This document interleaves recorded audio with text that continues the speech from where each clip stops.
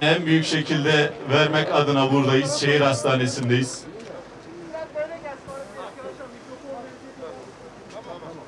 415 sağlık emekçisi arkadaşımız pandemiyle mücadelede hayatını kaybetti. Her birine şükranlarımı sunuyorum.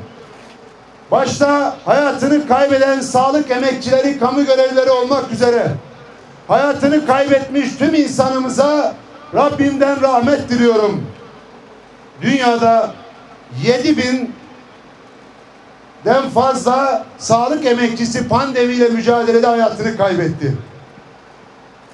Bu nedenle bu yıl aynı zamanda Uluslararası Sağlık Çalışanları Yılı olarak ilan edildi.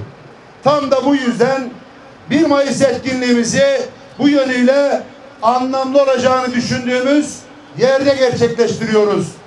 Buradan Türkiye'nin 81 iline, dünyanın 7 kıtasına, 200'ü aşkın ülkesine bir emeğin, birlik, dayanışma ve mücadele günü heyecanını taşıyan bütün emekçilere selam yolluyor. Hepsini buradan selamlıyoruz. Selam olsun Bosna'ya, selam olsun Burkina Faso'ya, selam olsun Malezya'ya, Makedonya'ya, Kosova'ya, selam olsun Azerbaycan'a, Karabağ'a, Afganistan'a, selam olsun Türkmenistan'a, Kazakistan'a, yavru vatan Kıbrıs'a diyoruz. Dünyanın 5'ten emeğin sermayeden güçlü olduğu haykırışını bir kez daha ifade ediyoruz.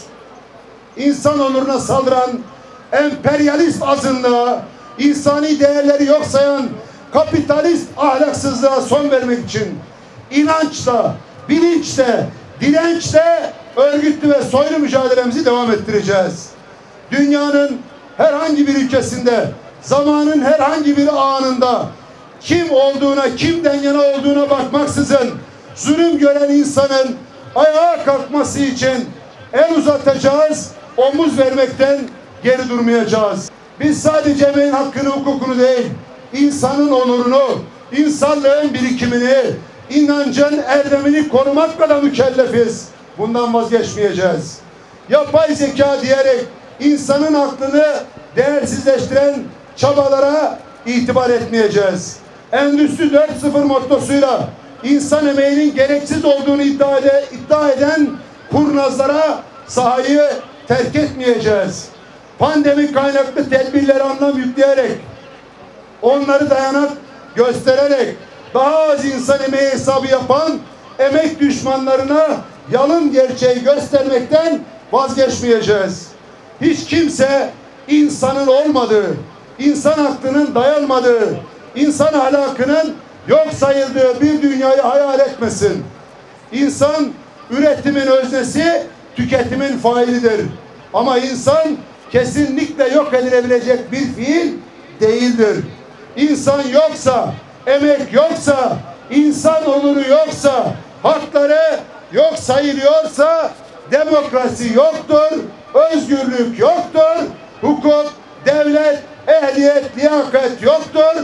İnsan yoksa üretim yoktur, tüketim yoktur, ekonomi yoktur. İnsan yoksa çalışma hayatı da yoktur.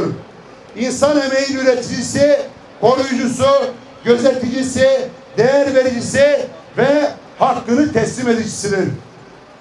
İnsanı, emeğini yok etmeye, yük göstermeye meyilli bütün ideolojiler bitmeye, devletler çökmeye mahkumdur.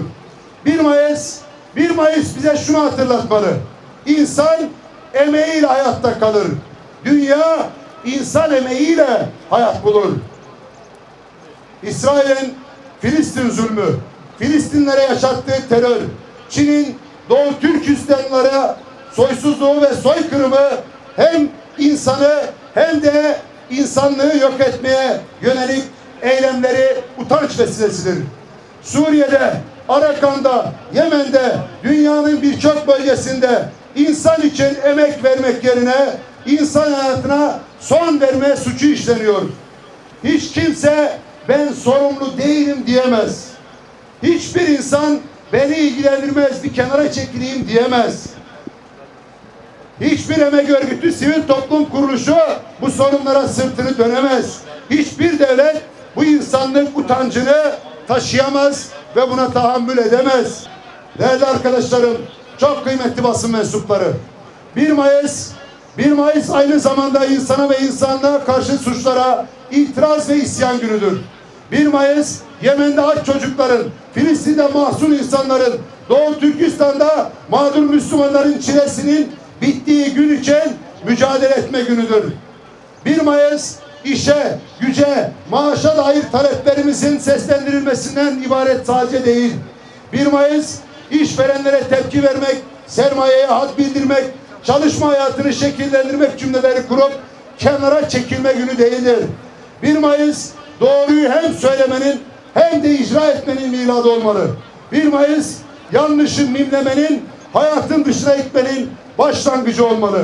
1 Mayıs iyinin, güzelin, doğrunun hayat bulması için insanla emeğin işbirliği yaptığı gün olmalı. Gözle görülmeyen bir virüs ve ne zaman biteceği belli olmayan salgın yüzünden hayatı eve sığdırmak, tedbirli yaşamak durumunda kaldık.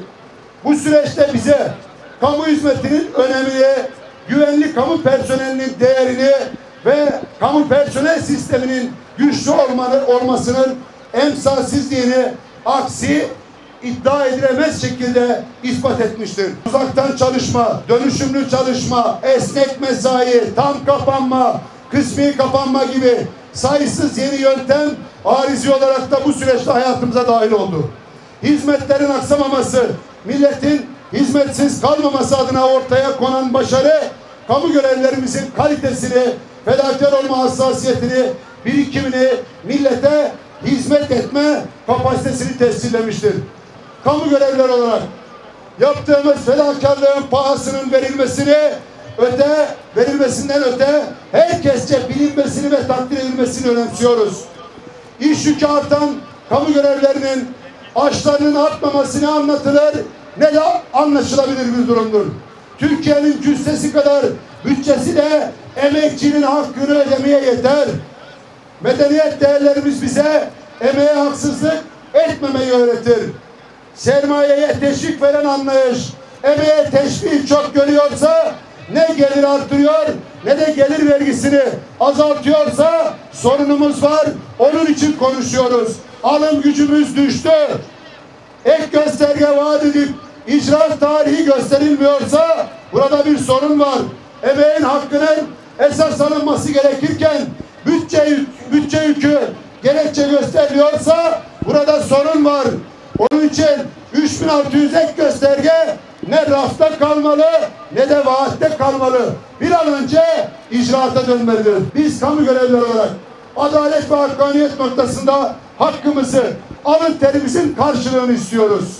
Biz kamu görevlileri olarak sorunlarımızın çözülmesini, sınırlamaların esnetilmesini, yasakların kaldırılmasını bekliyor ve istiyoruz.